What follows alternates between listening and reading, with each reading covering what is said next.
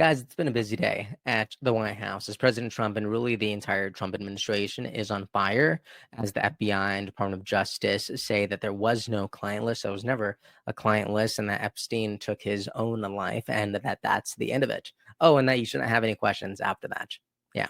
The problem is that now people have way more questions than ever because this is almost the opposite of what President Trump led people to believe while he was campaigning, especially as this administration continues to talk about how it's the most transparent administration of all time. Yet, with all this research and evidence, there seems to be nothing conclusive over the past essentially 6 months of gathering everything. A little weird, if you ask me, but let's go ahead and jump right in and talk about it. We have a couple clips from President Trump. We have perspectives from people all across the MAGA spectrum, and it's going to get really interesting. So let's go ahead and dive right in. Also, guys, if you like having conversations like this, if you think they matter, if you think it's important, please continue to like this video, subscribe to the channel. It really does make a huge difference. All right, let's jump right in. Here is President Trump today at the White House. Check it out. President Trump snaps a reporter who asks him about Epstein. And this is huge because it seems a little uncalled for, especially because this was just yesterday and President Trump goes out of his way to talk about how, like, why are we still talking about Epstein? It's ridiculous. Don't we have better things to talk about? And it's like, yeah, there's probably more pressing, urgent problems. That is true. But the way that he answered this question was also, I don't know, unexpected, to say the least. Check it out. Maybe I'm just pressing. All right, but you tell me. Jeffrey Epstein, it left some lingering mysteries. One of the biggest ones is whether he ever worked for a American or foreign intelligence agency. The former labor secretary, who was Miami U.S. Attorney Alex Costa, he allegedly said that he did work for an intelligence agency. So could you resolve whether or not he did? And also, could you say why there was a minute missing from the jailhouse tape? Yeah, sure. If could I just interrupt for 1 second? Are you still talking about Jeffrey Epstein? This guy's been talked about for years. You're asking, we have Texas, we have this, we have all of the things. And are people still talking about this guy, this creep? That is unbelievable. Do you want to waste the time and do you feel like answering? I don't mind answering. I mean, I can't believe you're asking a question on Epstein at a time like this where we're having some of the greatest success and also tragedy with what happened in Texas. It just seems like a desecration, but you go ahead. Sure. So there you go. President Trump really took over the reins with that response. And you know what? President Trump is right. There are definitely more pressing, more urgent, more important matters, all like domestically and internationally, and maybe attention should be there than in Epstein. But nonetheless, Epstein is a huge, massive conspiracy that this administration did say that they were going to develop some answers for, and now it seems to be like we're backtracking a little bit. So I do think both edges here are correct, but I will let Pam Bondi answer this question because I do think her answer was interesting. Just to back up on that, in February, I did an interview on Fox, and it's been getting a lot of attention because I said I was asked a question about the client list, and my response was, it's sitting on my desk to be reviewed, meaning the file along with the JFK, MLK files as well. That's what I meant by that. To him being an agent, I have no knowledge about that. We can get back to you on that. And the minute missing from the video, we released the video showing definitively the video was not conclusive, but the evidence prior to it was showing he committed suicide. And what was on that, there was a minute that was off the counter. And what we learned from Bureau of Prisons was every night, they redo that video. It's old, from like 1999. So every night the video is reset, and every night should have the same minute missing. So we're looking for that video to release that as well, showing that a minute is missing every night. And that's it on Epstein. So I actually don't think I'll be able to show all of Pam's comments because she did say something a little sensitive there.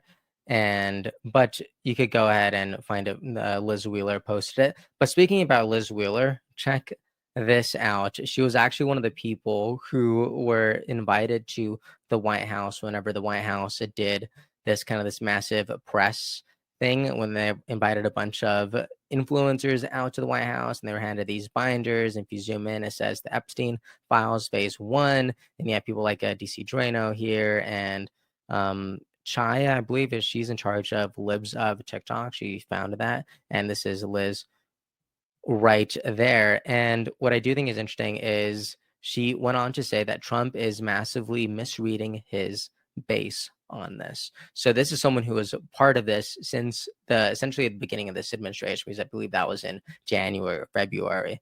So there's a lot of people who are disappointed here. Even Riley Gaines, in response to a similar post, she said, major disappointment here. And even Colin Rugg said it created way more questions than answers. And this is what happens whenever you try to forge a truth. It doesn't satisfy anyone. It actually just stirs up more conspiratorial thinking. And that is just terrible and really, really unfortunate. While some people are incredibly disappointed, some people are ready to move on. Check this out. Saw this from Arene Wexler. She said, didn't stop to think that perhaps you were the one misreading. And she's talking to Liz Wheeler here. She said, the average person wants their bills to go down. They don't care about influencers' viral posts to justify bad photo ops.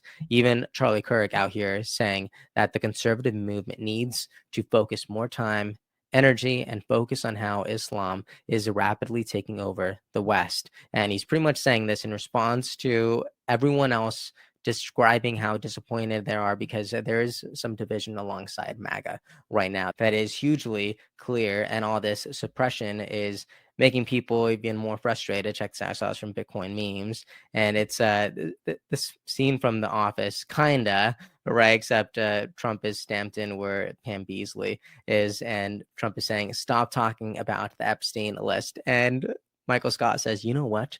I'm going to start talking about the Epstein list even harder," because that's what it feels like right now. Because there's two edges of the extreme who are essentially fighting with each other, and this is peak division right now. But you know what? Other things did happen today. President Trump is sending more weapons to Ukraine, and here is Caitlin Collins asking about it, and President Trump discussing why. Check this out. Mr. President, you have sent more weapons to Ukraine, as you said last night. Last week, the Pentagon paused some shipments of weapons to Ukraine. Did you approve of that pause? We wanted to put defensive weapons because Putin is not, he's not treating human beings right. He's killing too many people. So we're sending some defensive weapons to Ukraine, and I've approved that. So who ordered the pause last week? I don't know. What did you tell me? President Trump saying that Putin is not treating human beings right. And he also kind of throws some shade back at Caitlin Collins, whatever. He's like, oh, I don't know. You tell me, check it out. Ukraine, and I've approved that. So who ordered the pause last week? I don't know. What did you tell me?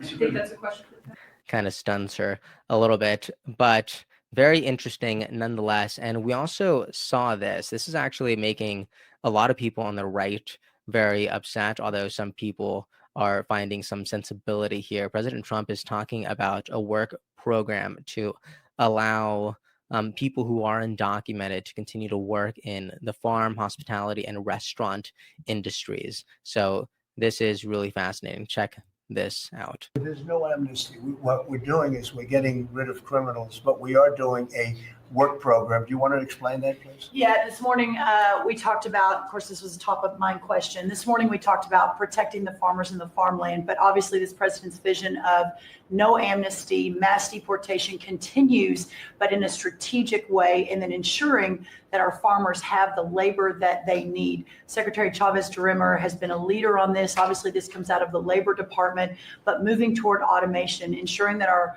farmers have that workforce and moving toward an American workforce. So all of the above. We want to give the farmers the people they need, but we're not talking amnesty.